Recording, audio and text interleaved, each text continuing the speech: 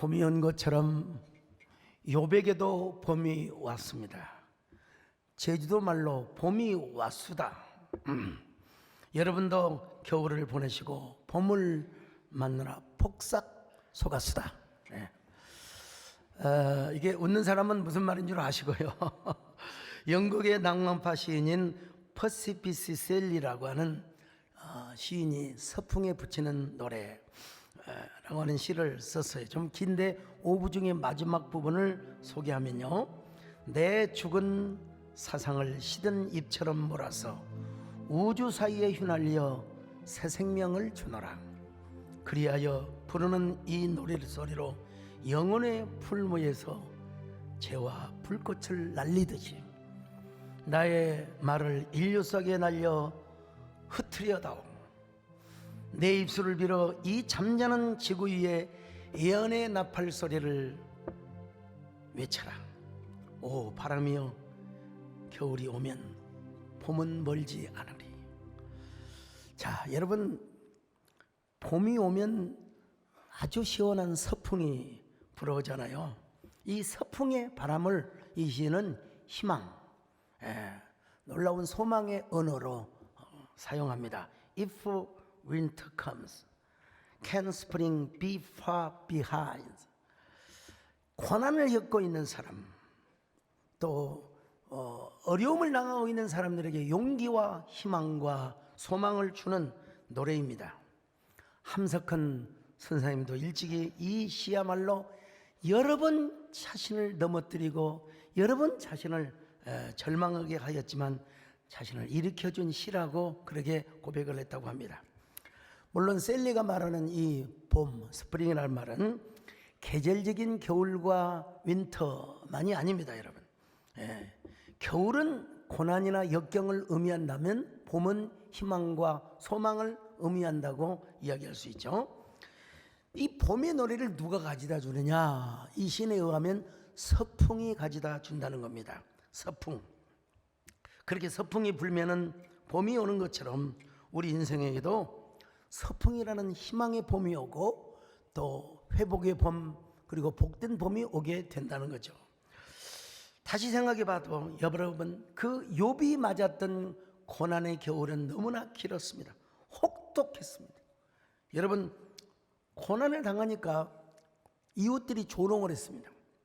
얼마나 이웃들이 조롱을 했는가. 자, 욥기 12장 4절입니다. 시작. 하나님께 불러 아뢰어 들으심을 입은 내가 이웃에게 웃음거리가 되었으니 의롭고 온전한 자가 조롱거리가 되었구나. 이웃이 그렇다고 하지만 친구들까지도 자기들을 조롱했습니다. 욥기 16장 20절이요. 시작. 나의 친구는 나를 조롱하고 내 눈은 하나님을 향하여 눈물을 흘리니. 17장 1절 동일한 말씀입니다. 17장 2절 시작. 나를 조롱하는 자들이 나와 함께 있으므로 내 눈이 그들의 충동함을 항상 보는구나. 이웃이야 그럴 수 있다고 봅시다. 친구들도 그렇다고 봅시다. 근데 친척들까지 19장 13절로 15절을 봅니다. 시작. 나의 형제들이 나를 멀리 떠나게 하시니 나를 아는 모든 사람이 내게 낯선 사람이 되었구나. 내 친척은 나를 버렸으며 가까운 친지들은 나를 잊었구나. 내 집에 머물러 사는 자와 내 여종들은 나를 낯선 사람으로 여기니 내가 그들 앞에서 타국 사람이 되었구나. 여러분, 아니 친척 형제 떠나서 여종들까지, 하녀, 옛날에 하녀들이 있었잖아. 여종들까지 욥을 가련하게 봤어요. 심지어는 옆에 있는 여자, 이걸 우리 쉬운 말로 뭐라고 합니까? 옆편내. 옆에 있는 여자라고 해서 옆편내라고 그래요. 자, 옆편내가 뭐라고 하느냐? 19장 17절 봅니다. 시작. 내 아내도 내 숨결을 싫어하며 내 허리의 자식들도 나를 가련하게 여기는구나. 사실 우리가 일반적으로, 여러분 보세요, 욥기 2장 9절을 보면은 아내가 떠난 것처럼 뉘앙스를 풍겨줬어요. 자, 2장 9절입니다. 시작. 그의 아내가 그에게 이르되 당신이 그래도 자기의 온전함을 굳게 지키느냐? 하나님을 욕하고 죽으라. 어떻게 쉽게 여러분 어떤 사람은 그렇게 이야기합니다. 이게 욥을 사랑했으니까 얼마나 욥을 사랑했으면 그렇게 하겠느냐고. 여러분 욥을 사랑한다고 그렇게 따지면서 죽으라고 그렇게 말할 수 있을까요? 그거는 아니죠. 어떻게 하나님께 욕을 하고 뭐 조금 좀 격화시켜서 좀 따지라고 합시다. 하나님께 따지고 죽어라. 이게 글쎄요, 저는 동의할 수 없어요. 네. 그렇지만 욥을 떠났다가 아이고 좀 안 되겠다 싶어서 다시 돌아왔다는 말은 제가 동의할 수는 있겠어요. 저도 젊은 날 집사람과 많이 다퉜거든요. 뭐 때문에? 성격 차. 좀 간섭하지 말고 살자. 좀 그런데 어떻든 말싸움을 할 때 제가 져줄 걸 잘못했어요. 이제는 절대로 이기려고 생각하지 않습니다. 그냥 들어주려고 생각합니다, 여러분. 한 번은 집사람이 빠락 화를 내고 그냥 문을 닫고 나가버리더라고요. 그래서 저러면 안 되는데. 그러고 저는 그러다가 이제 새벽기도 갔다 왔더니 집사람이 또 집에 딱 있더라고요. 그래서 아니 어디 갔다 왔어요? 그랬더니 찜질방에 갔다 왔어요. 찜질방도 볼까요? 자, 여러분 욥의 아내도 홧김에 여러분 갔을 수도 있어요. 자, 그래서 그 다음에 돌아왔으면 그 다음이 문제지. 그 다음에 잘 케어해줘야지요. 케어해줘야지요. 근데 욥의 아내가 옆에서 욥이 숨 쉬는 게 굉장히 힘들었나 봐요. 막 숨 쉬는 소리가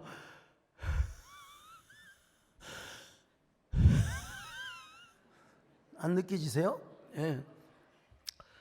숨 쉬는 것 자체가 너무 싫었다는 거예요. 자, 욥기 19장 17절 봅시다. 시작. 내 아내도 내 숨결을 싫어하며 내 허리의 자식들도 나를 가련하게 아니, 여기는 거예요. 아내는 그렇다고 합시다.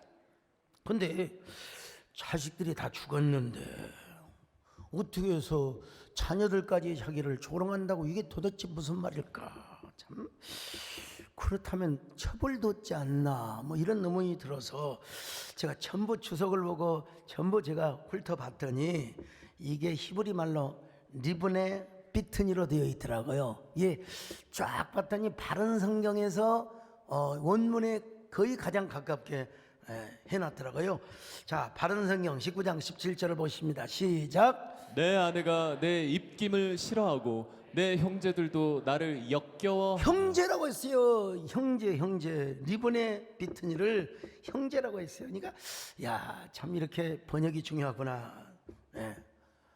아무튼 요번 여름은 혹독한 겨울이라는 계절을 살아가고 있었습니다. 그럼에도 불구하고 요번요, 내일이라고 하는 희망, 내일이라고 하는 봄을 여러분 절대로 잃지 않았습니다. 소망을 가졌단 말입니다. 욥기 14장 15절입니다. 시작. 주께서는 나를 부르시겠고 나는 대답하겠나이다.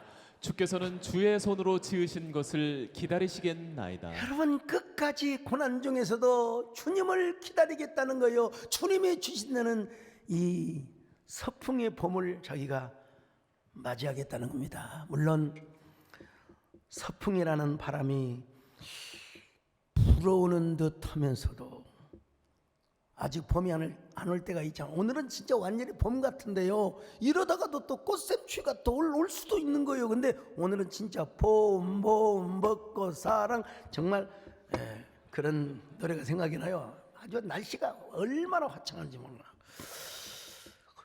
근데 서풍인 것처럼 느껴지지만 봄이라는 형태, 아직 뭐 꽃이 활짝 피거나 형태가 잘 안 보여요. 아직 나뭇잎 사계가 돋아거나 그렇지는 않은 것 같아요. 그래서 김춘수 시인의 서풍보라는 식귀절이 생각이 납니다, 여러분. 이분은 꽃이라고 하는, 풀이라고 하는 거의 범위 안에서 많이 시를 쓰는 것처럼 느껴져요. 너도 아니고 그도 아니고 아무것도 아니고 아무것도 아니라는데, 꽃인 듯 눈물인 듯 어쩌면 이야기인 듯 누가 그런 얼굴을 하고 간다 지나간다, 환한 햇볕 속을 손을 흔들며 아무것도 아니고 아무것도 아니고 아무것도 아니라는데 온통 풀냄새를 널어놓고 복사꽃을 올려놓고 복사꽃을 올려만 놓고 환한 햇볕 속을 녹인 듯 눈물인 듯 어쩌면 이야기인 듯 누가 그런 얼굴을 하고 이게 시입니다. 여러분 이번에 시처럼 눈에 보이지 않는다고 해서 여러분 존재하지 않는 것이 아닌 거예요. 바람은 보입니까? 안 보이잖아요. 아무것도 아닌 것처럼 보이지만은 꽃인 듯 눈물인 듯 이야기인 듯 불어오는 게 여러분 봄바람이고 서풍이라는 거죠. 여러분 봄이 그냥 확 와버리면 얼마나 좋겠습니까? 근데 눈물인 듯 꽃인 듯 그리움인 듯 하다가 어느새 봄이 와요. 꽃이 피고 진달래 피면 어느새 내 마음과 그리고 내 뭡니까? 발은 벌써 나의 고향역을 드나들게 되죠. 오늘 시인도 뭐라고 말합니까? 꽃인 듯 눈물인 듯 그렇게 온다는 거예요. 욥에게 봄이 이렇게 왔다는 사실을 제가 지금 강조하기 위해서 이런 비유를 듭니다. 여러분 욥에게 분명히 서풍이 오긴 왔지만 폭풍처럼 느껴졌어요. 보였어요. 그럼에도 불구하고 욥은 시련의 폭풍 속에서도 오로지 하나님만을 바라보며 인내하겠다는 것입니다. 하나님께서 마련해 주신 단련의 길을 뭐요? 폭풍처럼 맞으면서 희망을 갖고 가겠다는 거예요. 그러면서 그 과정 속에서 정금같이 연단을 받고 정금하면 우리 정금성은 선생님이 그러죠. 하나님 앞에 서겠다는 거예요. 자, 욥기 23장 8절로 10절입니다. 시작. 그런데 내가 앞으로 가도 그가 아니 계시고 뒤로 가도 보이지 아니하며 그가 왼쪽에서 일하시나 내가 만날 수 없고 그가 오른쪽으로 돌이키시나 배울 수 없구나. 그러나 내가 가는 길을 그가 아시나니 그가 나를 단련하신 후에는 내가 순금같이 되어 나오리라. 보세요 여러분요. 왼쪽으로 가도 뵙지 못하고 오른쪽으로 가도 하나님 배울 수가 없어요. 앞으로 가도 뒤로 가도 여러분 이게 진짜 어두움 자체 속에 있습니다. 그러나 그런 과정 속에서 욥에게 생명의 길이 하나 있었어요. 그 생명의 길은 서풍을 맞으면서 바로 봄을 맞는 거예요. 이제는 겨울이 지나고 봄을 맞는 거예요. 그 욥은 고백했지 않습니까? 내가 가는 길을 그가 아시나니 그가 나를 단련하신 후에는 내가 순금과 같이 정금과 같이 나오리라. 그래서 우리가 이런 노래 부르지 않습니까 여러분은? 나의 길 오직 그가 아시나니 나를 단련하시기에 내가 정금같이 나오리라. 내가 순금같이 나오리.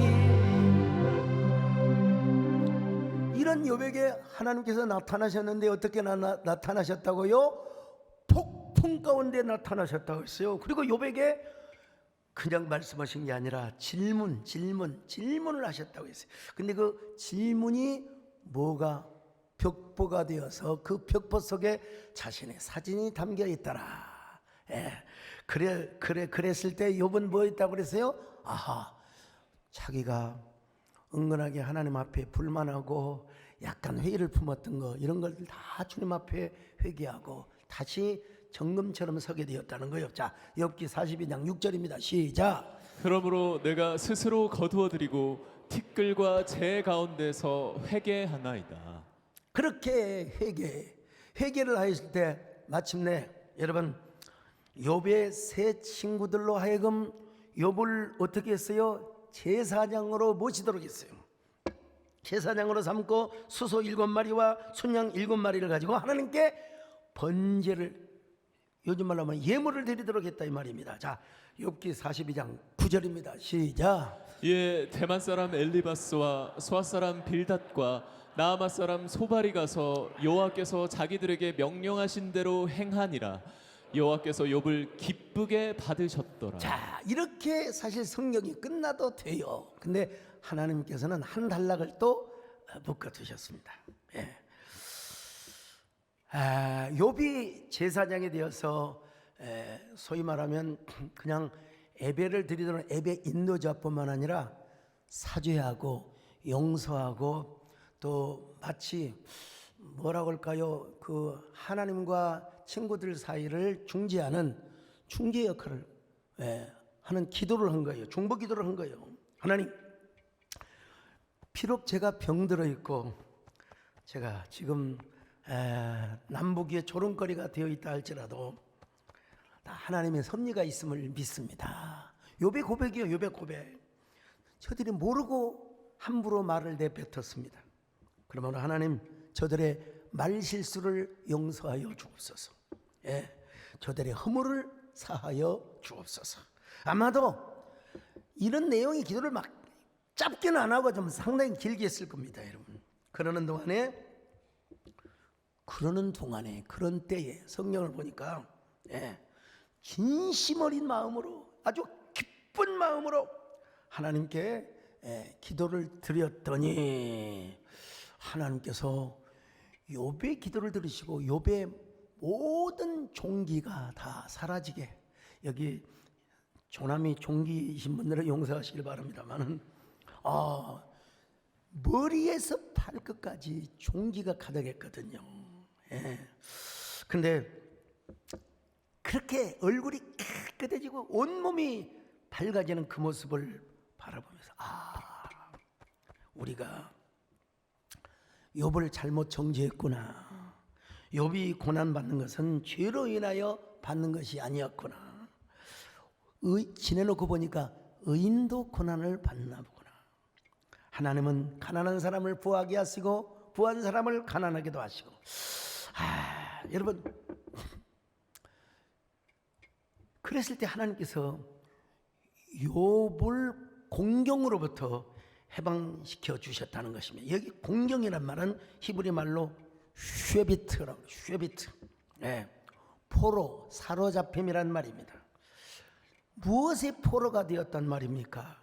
질병, 상실, 빼앗김, 여러 가지 의미가 있겠죠. 그 공경이 얼마나 길었으면 포로라는 말을 여러 번 사용하였습니다.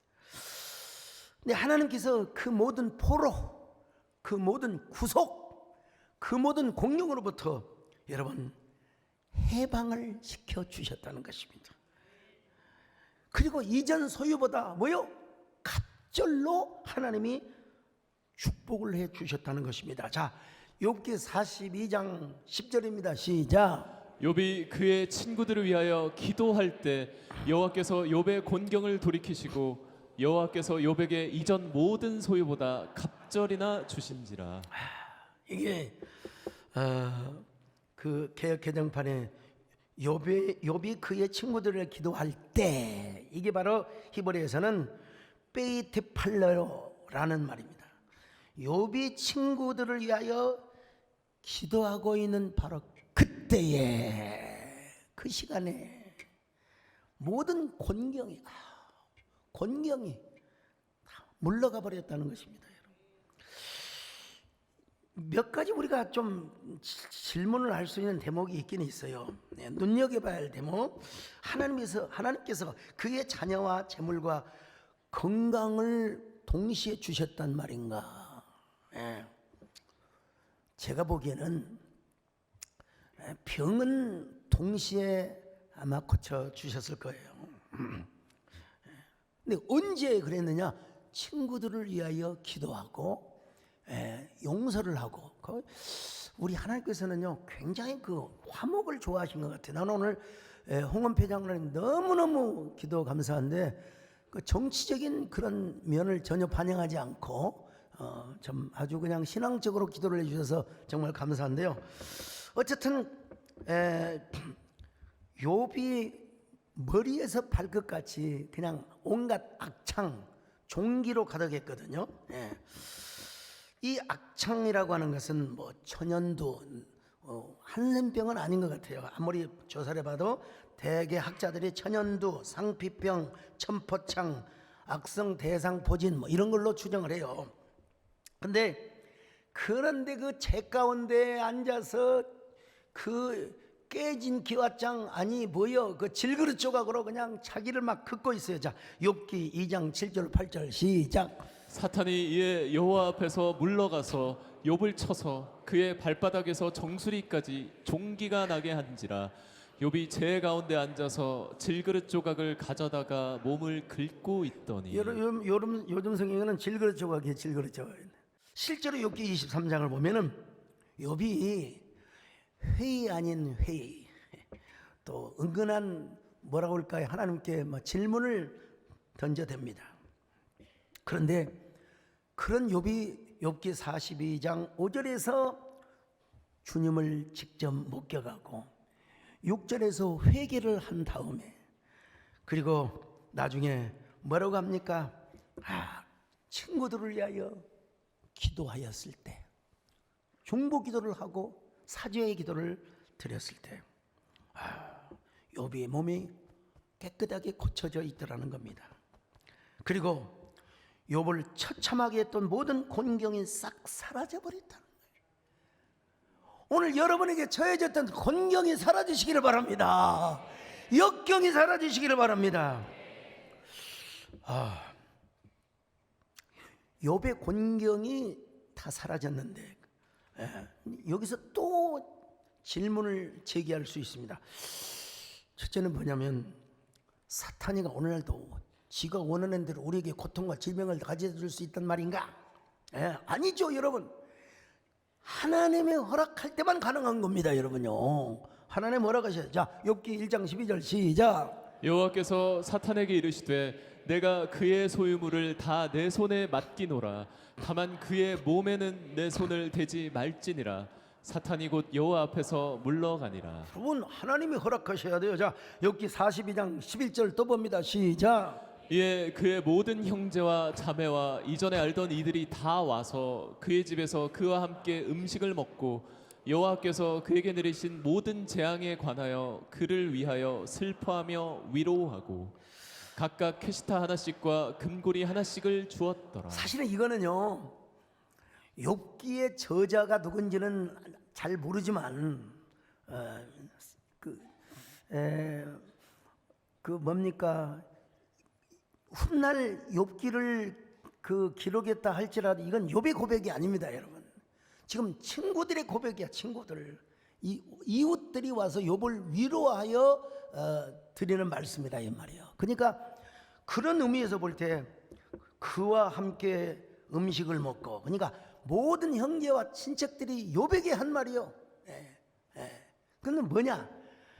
사탄이 가져다 준 것이 아니라 여호와 하나님께서 내리신 재앙이라, 이렇게 표현을 하고 있습니다. 이게 무슨 말이냐면, 자, 가령 이제 우리 쉽게 말하면 아이고 세상에 오늘 이 같은 복을 받으려고 그런 고생을 했구만 세상에, 아이고 정말로 축하해요, 옛날 그 고생하고 그런 거 다 연단이었어요, 축하해요, 이런 말로 지금 하나님께서 그런 재앙을 주셨다는 거예요. 자, 참 또 하나의 이제 질문이 있는데 뭐냐? 이 모든 갑절 은혜와 축복이 한순간에 있을 수 있을까? 하는 질문이 있어요. 분명히 성경은 말씀하고 있습니다. 욥의 말년에, 그러니까 모든 1만 4천 마리의 양을 비롯해서 자녀할 것 없이 한순간은 아니죠. 여러분, 한순간에 자녀가 오락마리바라바라 따라다빠냐 한다고 자녀를 바라고 바로 태어납니까? 그건 아니잖아요. 한순간은 아니죠. 여러분 사탄이가 하나님의 주권적 허용을 받고 우리를 시험하고 우리에게 갖다가 염려를 주는 것이지 절대로 그렇지 않다는 사실을 아셔야 됩니다. 그러니까 이 그 하나님의 갑절 은혜는 어디서부터 시작되었느냐? 질병이 고침을 받는 데서부터 시작을 하고 이어서 자식이 태어나고 그리고 이전 소유보다 갑절의 소유가 늘어났다고 이렇게 논리적으로 보면 좋을 것 같아요. 이제부터는 이 과정에서 사탄이 시험할 수가 없어요. 이제는 시험할 수 없어요. 접근 자체가 불가능해요.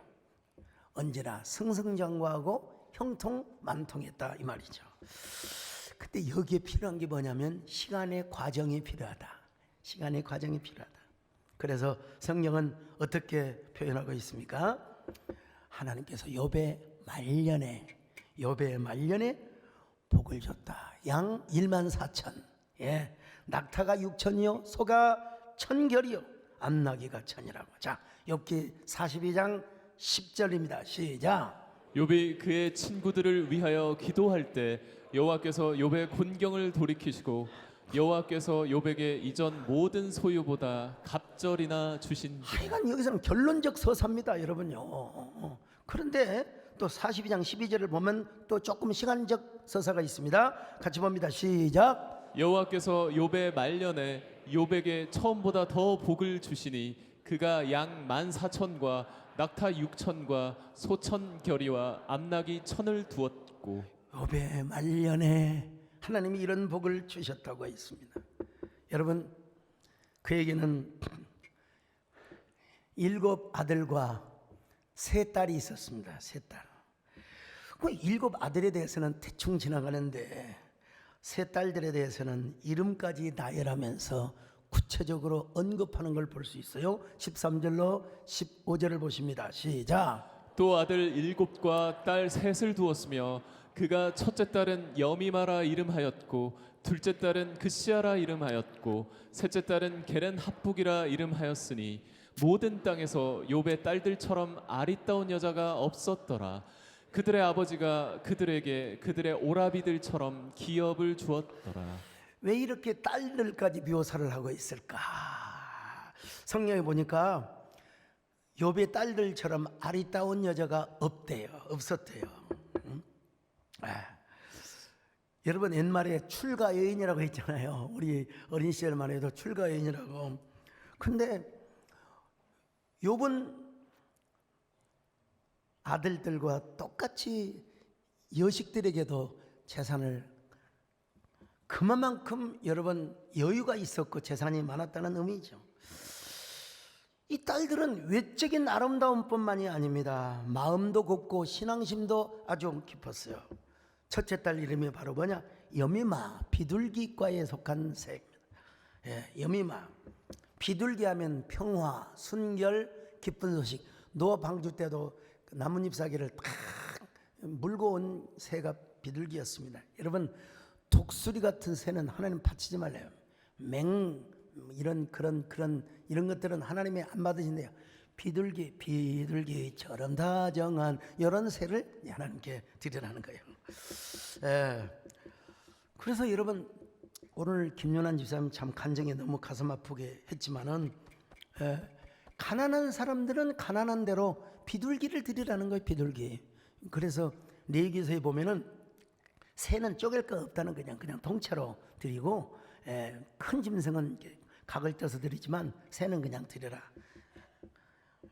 욥의 첫째 딸의 이름이 여미마라고 지은 것은 자기가 그래도 하나님, 저는 역경 속에서도 저의 지조를 지켰습니다. 저의 순결을 지켰습니다. 이런 고백에서 아마 이름을 지었지 않나 그런 주장을 합니다. 학자들이. 둘째는 그시아라고 그래. 그시아는 뭐 그서버려 그런 게 아니라 계피나무를 말해. 계피. 그시아하면 그서버려가 아니에요. 고대 근동에서 계피나무는 향재료예요. 여러분, 욥의 둘째 딸도 굉장히 그 마음의 향기, 마음의 순수함이 굉장히, 마음의 아름다움이 얼굴뿐만 아니라 얼굴뿐만 아니라 여러분 요즘은 잘 얼굴 봐서 몰라요. 막 성형외과 가서 그냥 뭐 그걸 뭐라고 합니까? 그냥 이렇게 하고 하니까 저는 여러분 아시다시피 자연인입니다, 여러분. 세 번째 달은 계련합북이요. 계련합북. 이 물감을 말이에요, 여러분. 물감 그런 아름다움이 계련합북에 있단 말입니다, 여러분. 그런 딸들에게 똑같이 재산을 나누어 줬다는 것입니다. 욥은 딸들이 아름다울 뿐만 아니라 딸들에게도 똑같이 재산을 나누어 줬다. 자, 15절 다시 봅니다. 시작. 모든 땅에서 욥의 딸들처럼 아리따운 여자가 없었더라. 그들의 아버지가 그들에게 그들의 오라비들처럼 기업을 주었더라. 얼마나 큰 복을 받았으면 주로 여러분 족보에 있어서는 딸의 이름이 거의 안 나옵니다. 거의 안 나옵니다. 거의 안 나와. 근데 엄청나게 욥이 복을 받자 여러분 친구들이 와서 친척들이 와서 이웃들이 와서 위로의 잔치를 쳐주는 겁니다. 위로의 잔치 한번 볼까요? 11절 볼까요? 시작. 이에 그의 모든 형제와 자매와 이전에 알던 이들이 다 와서 그의 집에서 그와 함께 음식을 먹고 여호와께서 그에게 내리신 모든 재앙에 관하여 그를 위하여 슬퍼하며 위로하고 각각 게시타 하나씩과 금고리 하나씩을 주었더라. 여러분 이 사람들이 누구냐고요? 이 사람들은 욥이 어려워할 때 미워하고 막 저주하며 욕하며 하나님을 저주하고 죽으라고 이런 종류의 사람들이었어요. 자, 욥기 19장 13절 시작. 나의 형제들이 나를 멀리 떠나게 하시니 나를 아는 모든 사람이 내게 낯선 사람이 되었구나. 사실은 욥기를 가지고 주일 설교를 하는 게 보통 힘든 게 아닙니다. 사실은. 강의를 하는 것은 모르지만 이게 함축적으로 설교를 한다고 하는 것은 정말 여러분 이 설교자의 고통을 좀 알아주셔야 됩니다, 여러분. 그 모든 내용을 함축적으로 막 형상화해가지고 압축해서 하는 설교. 그러니까 모든 명설교자들, 특별히 우리 저희 교단의 큰 지도자이셨던 정교 목사님께서도 주일 설교에 대한 부담이 그렇게 크셨대요. 주일 설교에 대한 부담이. 저 또한 그렇습니다, 여러분. 그런데 욥이 건강을 하고 여러분 축복을 회복하자 이웃들이 찾아왔어요. 위로금을 가지고 막 격려금을 가지고 막 찾아왔어요. 뭘 가지고 캐시타 이게 금조각으로 된 격려금인데요. 그들이 와가지고 막 노래를 부르는 거예요. 이제 와 이제 욥이 아이고 그래 복 받으려고 그런 거지. 이제 우리 같이 이제 우리 웃고 같이 웃자고 하면서 여러분 금거리를 주는데 뭐 어떨 겁니까? 손님이 와서 축하해 주는데 말이죠. 꽃이 피면 같이 웃고 꽃이 져도 같이 웃네. 풍요한 그 축복에 봄날은 온다. 자 여러분 이때 욥이 그 캐시타라고 하는 금덩어리를 받아야 할까요 말아야 할까요? 받아야 해요 말아야 돼요? 김창년 우리 장로님 당연히 받아야죠. 당연히 받아야죠. 여러분 안 받으면 무시하는 거예요. 그들이 일단 사과, excuse me 하는 마음으로 왔거든요. 그거 받아야죠. 여러분 위로할 때 저도 위로가 필요한 사람입니다. 저도 여러분 발화상 때문에 위로가 필요하니까 참고하시고요. 근데 그동안에 욥을 비난하고 조소하고 조롱했던 사람들이 말이요 다 와서 위로를 하는데 그때 욥이 뭘 했을까? 그냥 한번 상상을 해본 겁니다. 여러분 성경에 나와 있지는 않지만은 욥은 뭐요? 딱 어림잡아서 욥의 쪽 그냥 벽보를 보면은 뭐가 떠오르냐? 딸바보, 딸바보, 딸바보, 딸바보. 왜냐면 아들 이름은 생각이 안 나고 안 나고 딸만 내렸어요. 막 여미마, 뭐 무슨 뭐 그시야, 게렌합북, 뭐 동네북 그냥 막 무슨 뭐 딸 자랑을 했어요. 딸 자랑을 했어요. 네. 그 뭐 딸을 내려오니까 또 뭐라고 했을까요, 여러분? 어쩌면 이렇게 어이구 세상에 눈썰미 좀 봐봐, 세상에 눈썹 좀 봐봐, 저 콧등 좀 봐봐, 세상에 욥이 짜본 아닙니다. 욥 어쩌면 그렇게 아빠를 닮았는지 몰라. 저 봐봐 저 봐봐 세상에 아이고 어쩌면 그렇게 beautiful, wonderful, 쌍꺼풀해. 아이고 여러분 그랬을 때 욥이 뭐라고 대답을 했을까요? 난 그냥 한번 생각해 보는 거예요. 얼굴만 예쁘다고 여자냐, 마음이 고와야 여자지, 신앙심이 좋아야 여자지, 내 딸이 그런 딸이야 짜리장짱 야야야. 근데 여러분 궁금한 게 하나 있는데 뭐냐면 욥이 말년에 이제 축복을 받는 우리는 그대로 믿어야지요. 아멘이죠. 14,000마리 뭐 다 믿어야죠. 근데 이제 도대체 누구를 통해서 10명을 낳았느냐? 예, 누구를 통해서? 예. 물론 전통적인 학자들은 첫째 부인을 통해서 낳았을 것이라고 그렇게 주장을 해요. 뭐 당연히 전통 학자들의 견해를 따라야 되겠죠. 첫 번째 부인이 잠시 나갔다가 돌아온 것까지도 여러분 받을 수 있지만, 근데 제가 인간적으로 한번 생각해 봤어요. 이미 그때 나이는 이미 폐경이 되었을 텐데 폐경이 되었을 텐데, 아니 물론 아브라함의 아내 사라도 90세 이상을 낳았어요. 예. 근데 또 하나 제가 한번 따져본다면은, 아니 사라는 이삭 하나만 낳았지 욥의 아내는 10명을 낳았거든요. 10명을 낳았어요. 그래서 쭉 찾아보니까 중간기 역사, 여러분 이건 성경은 아니지만 중간기에서는 뭐라고 얘기하느냐, 두 번째 아내라고 기록이 되어 있는, 참고만 할 뿐입니다. 참고만 할 뿐이요. 어쨌든 이래도 은혜 저래도 은혜. 분명한 것은 욥이 생식 능력을 가지고 있었고 욥의 DNA를 이어서 낳은 아들이고 딸이라고 하는 것만큼은 모든 우리가 성경을 그대로 믿는 것이죠. 자, 어쨌든 그럼에도 불구하고 전통적인 견해를 따른다면 이것이 더 신비적인 은혜입니다. 진짜 신비적인 은혜입니다. 어떻게 90살을 먹은 할머니, 100살이 다 된 할머니가 하나도 아니고 아들 7과 딸 3을 낳을 수 있단 말인가. 여러분 신비한 이야기죠. 그냥 신비는 신비대로 붙여주는 게 좋습니다.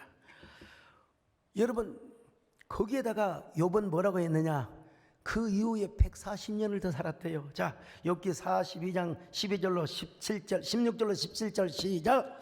그 후에 욥이 140년을 살며 아들과 손자 4대를 보았고 욥이 늙어 나이가 차서 죽었더라. 이게 욥이 몇 살을 살았느냐는 누구도 정확히 알 수는 없지만 대충 봐도 200년 전으로 사는 거예요. 고난 이후에 140년을 살았으니까 140년. 여러분 자녀들을 열을 낳고 고난을 당했지 않습니까? 예. 몇 년을 고난을 당했는지는 알 수가 없어요. 근데 이제 쭉 제가 조사하고 또 조사를 해보니까 우리 구약을 전공하신 이희성 목사님도 감동을 해요. 목사님 언제 70인형을 보십니까? 여러분 그 셉투아전트라고 하는 70인형을 쭉 거기를 보면은 30년 동안 고난을 받았다고 그렇게 번역을 해놨어요. 이거는 그렇게 연대를 계산하면 거의 한 욥이 240년을 살았다는 결론이 도달하는데 이걸 우리가 전적으로 소용할 수는 없어요. 그냥 참고만 할 뿐이고, 우리가 성경에 나와 있는 사실만 본다 하더라도 욥이 고난을 겪은 이후에 140년을 살았어요. 예, 140년을 살았어요. 그러니까 고난 받는 기간을 포함해서 본다 하더라도 거의 한 200세 전후로 살았다는 말입니다. 아들과 손자 4대. 자, 아들, 손자, 증손, 현손, 내손까지 다 갔어요. 예. 우리는 차례야 90살, 글쎄요 100세 시대에 도전한다고 하지만 여러분, 예, 욥은 우리보다 더블 포션으로 다 갑절이 있어요. 우리 정근사님, 아이고 내가 나이 많다고 욥을 생각하러서 욥은 무슨 100세도 되기 전에 나이 드셨다고 하십니까? 욥은 여러분 어쩌면 글쎄요 한 200년 넘게, 첫째는 하나님의 은혜였지만 또 하나는 뭐냐, 고난에 대한 보상이라고 여겨집니다. 여러분. 그러니까 사람들이 볼 때마다 자기들은 죽으면서도 욥이 멀쩡하게 살아있는 모습을 보면서 아이고 그렇게 처절한 시험 속에서도 꿋꿋하게 하나님만 섬기더니 저렇게 오래오래 사시네. 와, 아들 보고 손자 보고 증손 보고 그리고 현손 보고 내손까지 보고, 와, 어쩌면 저렇게 건강하게 살 수 있을까? 막 손주 손녀들이 다 보면서 우리 할아버지는 저 악한 마귀가 시험했는데도 한 번도 시험 당하지 않고 한 번도 원망하지 않았대요. 우리도 할아버지의 믿음을 본받아서 그렇게 살아가대요. 여러분 그렇게 얘기하지 않았겠을까요? 난 오늘 여러분도 욥처럼 하나님을 잘 섬기셔서 건강의 복이 있기를 바랍니다. 여러분도 장수하시기를 축원합니다. 예, 할 수 있으면 이 땅에서 가난하지 마시고 부자 되시기를 바랍니다. 좋으신 하나님께서 여러분에게 그런 복을 주시기를 바랍니다. 우리 하나님 어떤 분이다? God is good. 언제나 선하신 하나님이시다. 우리가 하나님 앞에 해야 할 것이 딱 하나 있어요. 그건 뭐냐? 욥이 인내한 것처럼 우리도 참고 기다리면 되는 거예요. 자, 야고보서 5장 11절 봅니다. 시작. 보라, 인내하는 자를 우리가 복되다 하나니 너희가 욥의 인내를 들었고 주께서 주신 결말을 보았거니와 주는 가장 자비하시고 긍휼히 여기시는 이시니라. 우리 하나님은 여러분 언제나 자비하시고 긍휼히 여겨주시는 분이십니다. 여러분. 그러니까 여러분 욥은요 4대 손을 보면서 병들어 비명 행사한 것이 아닙니다. 나이가 차서 기한이 차서 그냥 자기의 수명대로 산 거예요. 자, 욥기 42장 17절입니다. 시작. 욥이 늙어 나이가 차서 죽었더라. 기한을 충분히 채웠단 말입니다. 무슨 말이냐면 살 만큼 살았다는 겁니다. 몸을 가진 인간으로서 후회가 없었다는 말입니다. 여러분, 죽을 때까지도 여러분 아쉬움이 없었다는 것입니다. 탄식이 없었다는 겁니다. 여러분, 오로지 하나님을 갈망하면서 오로지 하나님을 어떻게 합니까? 바라보면서 엄청난 장수의 축복을 누렸어요. 그런 그에게는 또 하나의 봄이 있었어요. 진짜 그가 하나님을 만났다면 고난에 대해도 이렇게 고백했거든요. 내 가족이 벗김을 당한 후에도 내가 내 가족 육체 바깥에서 하나님을 보리라고. 이 부활절에 많이 설교하는 설교인데요. 자, 욥기 19장 26절 시작. 내 가죽이 벗김을 당한 뒤에도 내가 육체 밖에서 하나님을 보리라. 고난을 당할 때 이런 고백을 했다면 여러분 이제 영원한 하나님의 집 앞에서 영원한 천국문에 이르를 때 여러분 그가 맞는 봄은 제2의 봄이었습니다. 세상을 떠나갈 때도 후회함이 없었어요. 탄식이 없었어요. 이제는 하나님에 대한 갈망, 영원한 천국에 대한 욥의 축복을 그냥 갑절 축복, 갑절 은혜로만 생각하면 안 됩니다. 이제는 양이 1만 4천이요, 낙타가 6천 마리요, 뭐 소가 1천 개요, 암낙이, 이게 중요한 게 아니라 내가 이 세상에서 가장 잘한 일은 내가 하나님을 섬기는 것이었다. 내가 하나님을 찬양하는 것이었습니다. 이 땅에서도 그렇거니와 저 영원한 천국에서 나는 하나님만 영원히 섬기며 살아가겠습니다. 부디 저를 그러한 집으로 인도하여 주시옵소서. 이렇게 욥에게 봄이 온 것처럼 여러분, 우리에게도 봄이 오고 있지 않습니까? 여러분, 주여 계절이라는 봄을 넘어서 인생의 봄이 오게 하여 주옵소서. 거룩한 성령의 서풍이 불어오게 하여 주옵소서. 욥에게만 갑절 은혜, 갑절 축복을 받는 것이 아니라 우리에게도 그런 갑절 은혜가 불어오게 하여 주옵소서. 갑절의 은혜를 가져오는 서풍이 불어오게 하여 주옵소서. 서풍을 맞으며 언젠가 영원한 봄을 맞는 저희들 되게 하여 주시옵소서.